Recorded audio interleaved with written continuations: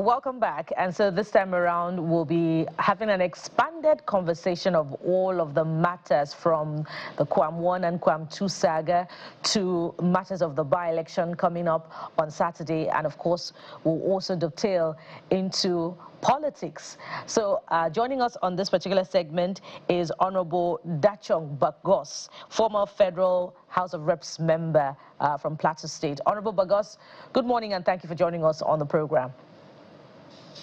Good morning. Good morning, Nigerians. Well, you pronounce the name as if you're a Biron person from Plateau. Well done. I think you're among the first people that got my name very well. Oh, thank you very much. So I'll be visiting Plateau very soon to get a proper reward for pronouncing your name correctly. Absolutely.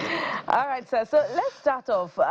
We've spent time, and rightly so, reflecting on matters of aviation security following the Kwam 1 incident and of that of Misconduct Emerson, because there are so many implications to it.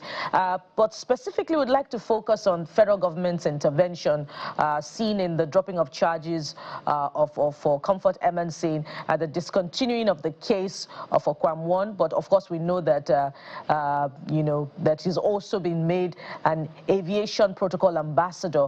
How does this look for aviation regulatory integrity, not just for domestic matters, but also before the international community as it borders on perception?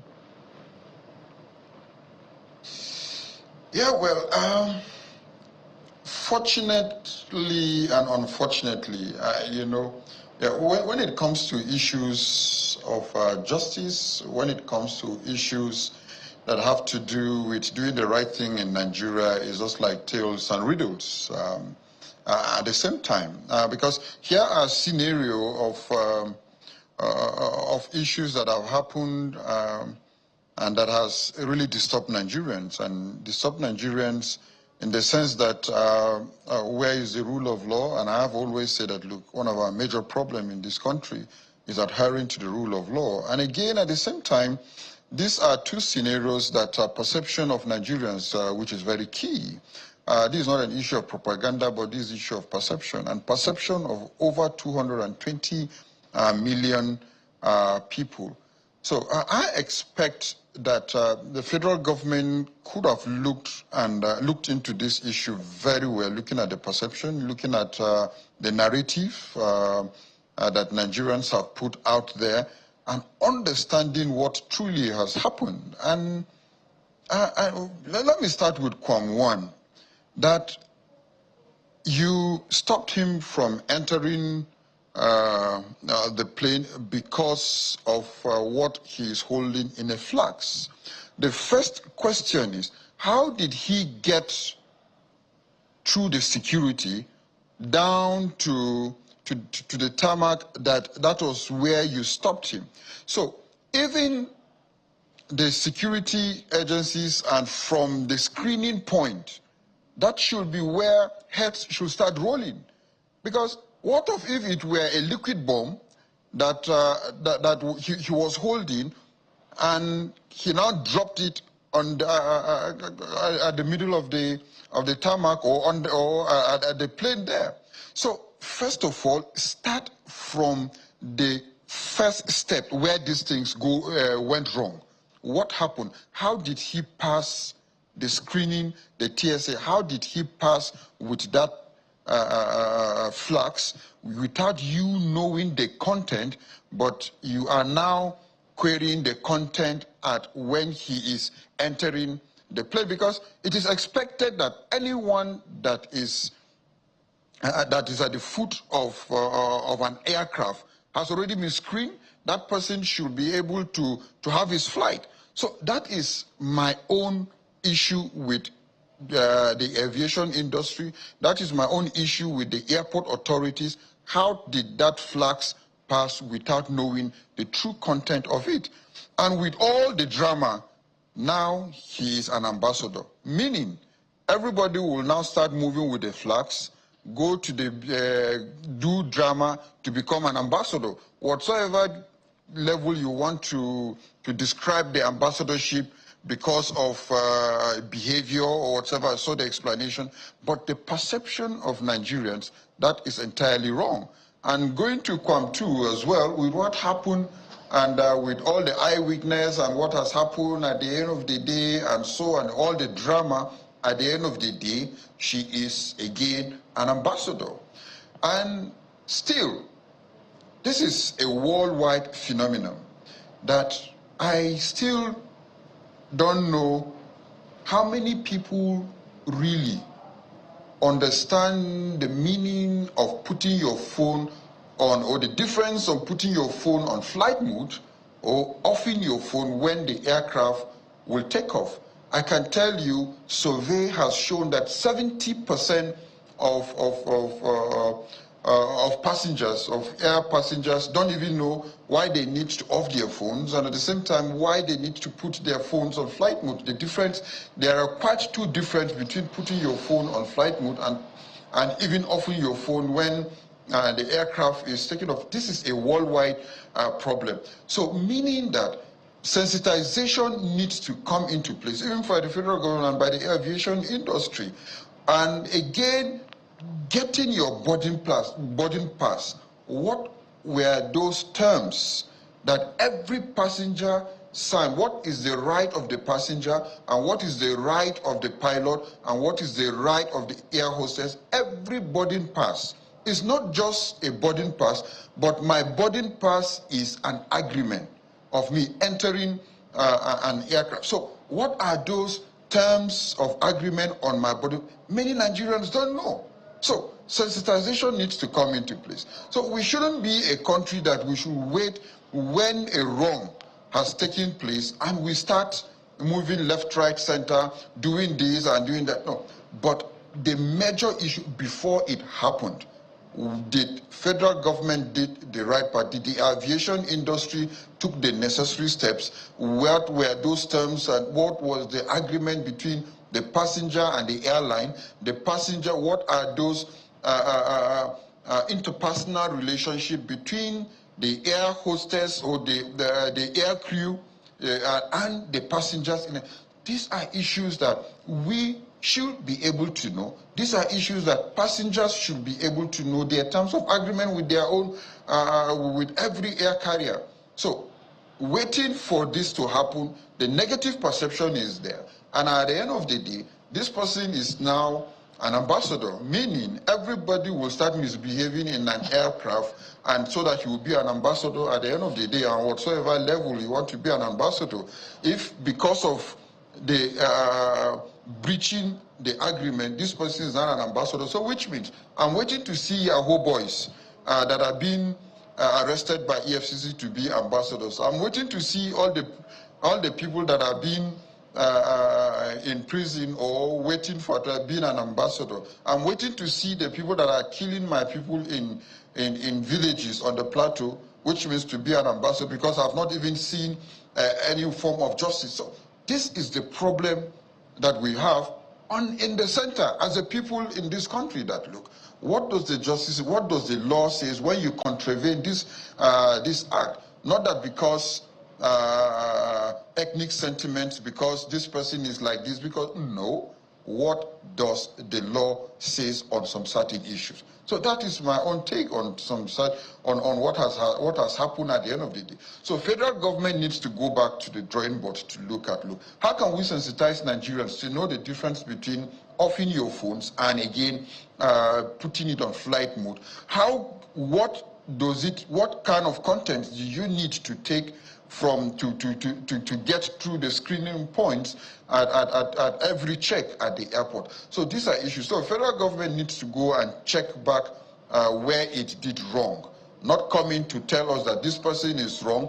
You have put out the perception for justice at the end of the day, and now you have turned the justice again to be a reward. So the two sides of the coin does not add up at all. All right, Honorable Dachang, I think you said as much as possible, looking at all sides. So if we leave the aviation matter, because it's going to be an ongoing conversation, I can guarantee you that people are going to keep talking as far as this is concerned, because of how things played out and the difference in treatment. So it may never end for the nearest future. But let's move on to politics. By-elections are up for August the 16th, which is 2 days from now, 48 hours. 2 senatorial seats, House of Representatives, we have, I think, about 5. And then we have about 9 state constituencies. But let's talk about the National Assembly, a place you're super familiar with. You were in the 9th Assembly. And right now, we see that politically, APC is doing well than any other political party. Your party, the PDP, we're not sure what is going on there. The Labour Party, we can't explain what is going on. Well, it depends on what you mean by APC is doing well. No, I'm saying APC is doing well politically. I contextualize it politically. What I mean by that is, well, they are compared to other parties, they are a bit more stable. Perhaps it's because they're in power. Well, I wouldn't say politically, but I say APC is doing well in maneuvering to get success, not that politically, because when we talk of politics, politics is all about democracy, politics is all about the people, and politics is all about the people having their way. So if the way it looks like now, that Nigeria is moving, the perception is to make Nigeria a one-party state. I don't see where APC is doing well. And when you look at the numbers, and you look at the economy, and you look at also politically, even politically, I would say APC is doing well, but trying to make Nigeria to be a one-party state. Okay. So let's build on that to my question. And I pray that the PDP, the Labour Party, and now the ADC puts their acts together. Let's even assume that the APC is working on destabilizing the party so that only Bola Tinubu may be a presidential candidate. Now you guys have to now put yourself together and ensure that doesn't happen, because it's not healthy for democracy. But where I'm going to with my question is to the effect that if you look at the Senate, for instance, they are inching closer to a 2/3 majority. What that implication, you understand the implication of that? They're already being called rubber stamp assembly, the Senate and the House of Representatives, given what has played out since they came into power. Now, if they have a 2/3 majority, they will have a lot of things going for them. What do you make of this election and how it will affect legislation and oversight? Yeah, well, truly, with what is happening, Geoffrey, looking at the difference, being political and being economical, and looking at the perception of what is on ground and the true nature of what Nigerians are feeling at the moment, if you go to the streets of most of these constituencies, you will very well hear from Nigerians that, look, we are tired. We really and truly need a change. But again, with the political manipulation and maneuvering, whatsoever the APC administration wants to do to ensure that they deliver, we will see it at the end of the day. It's unfortunate that this is, yes, an off-season thing, and all the security apparatus will be sent to most of these constituencies to see that, look, they deliver, because that's usually the language of incumbency, that, look, go and deliver. So in delivering again, this is where you have issues that, look, will the law be adhered to? What is all the agencies be it INEC, be it even the media, to really showcase the true nature of every election at the end of the day.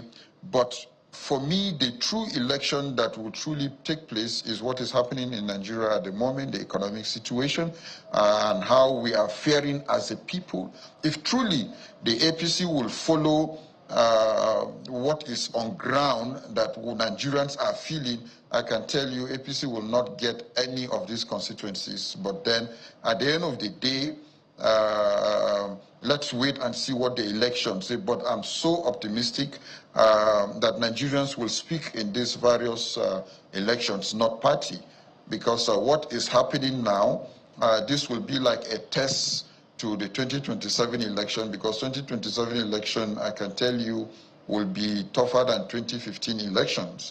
It's no longer going to be about religion, because 2023 was basically about religion.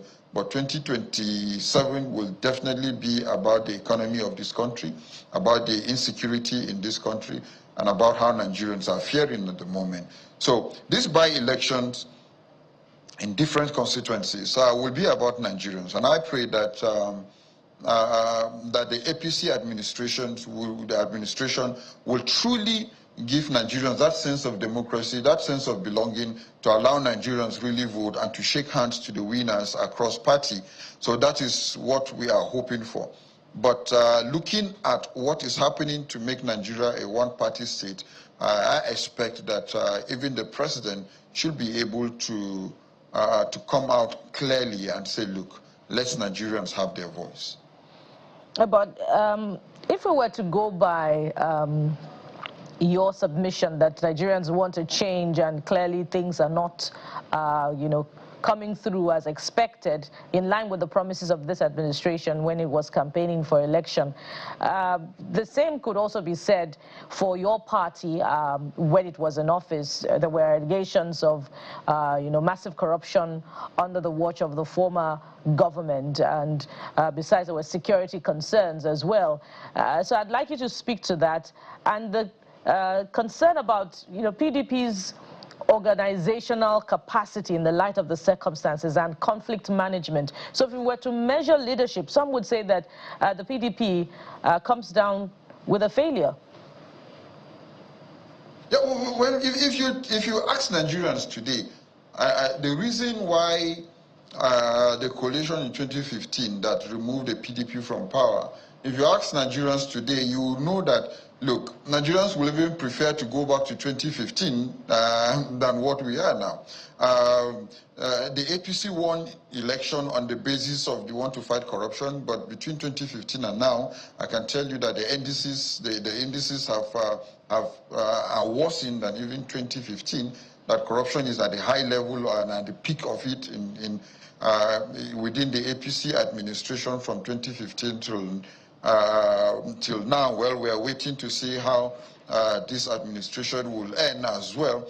And looking at the PDP, you well know that the problem of the PDP is not even internal. It has been instigated externally to be a selfish desire, to be a selfish drive against even the PDP internal mechanism that has worked against the leaders of the PDP. But we have clearly told the leaders of the PDP that, look, we really need to give Nigerians a fresh face. We need to bring in inject new, younger generation into the political space of the PDP so that Nigerians will believe in the system and to carry out what truly would. So, but whenever we are hearing and talking is about what this person have done and what this person have done, it is not about even what the constitution of the party stands for. So these are issues when you look at everything have been personalized. But with the younger generation, we are saying, look, give us a chance to be able to fix the party and to be able to see that, look, we get this thing right and give Nigerians the dividends and the true dividends of democracy, because the ideology of the party is what we stand for, not to personalize issues on what this person have selfishly done against you. So Nigerians are really waiting and looking up for us to make and to put up a difference.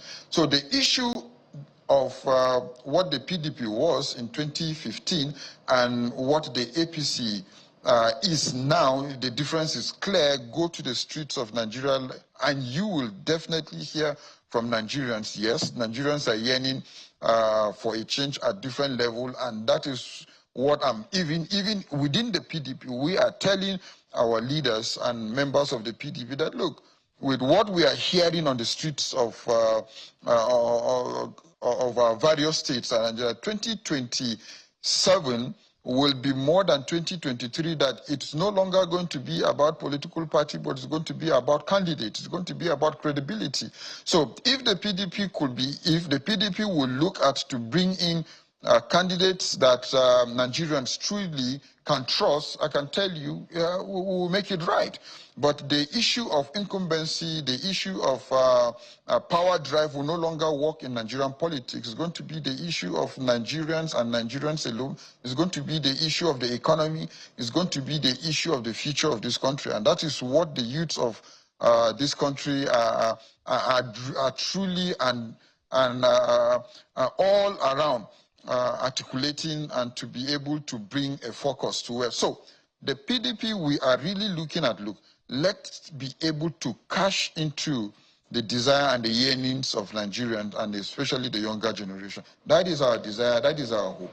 But the issue of incumbency, the issue of religion, just like it worked in 2023, will no longer be on the front burner in 2027. So, and I expect, and that is what will happen in this by-election, the issue of religion will no longer work in this by-election. You can see the rally, the grand finale of the rally in different places, and especially in Ogun yesterday of the PDP. You can see the yearning where Nigerians really want different candidates that are genuine to be able to fill in these positions. That is the desire. All right, Honorable Dachong, so let's look at two quick elections that will be coming up. This senatorial, at least there are two senatorial seats, one in Edo State. That state is Edo Central, I think, where the governor, who is now the governor, had to resign. So you can see that they will do all they can to make sure they retain that seat. You know how this game is played. If you go to Anambra, later find you, but I was a member of the YPP, but the state is being governed by ABGA.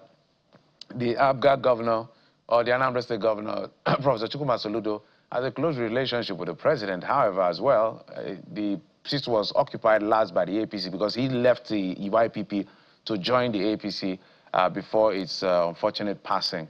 Senator Fanyuba. So when you look at all of this, in fact, in that election, the governorship election, nobody actually wanted to buy the ticket of the PDP.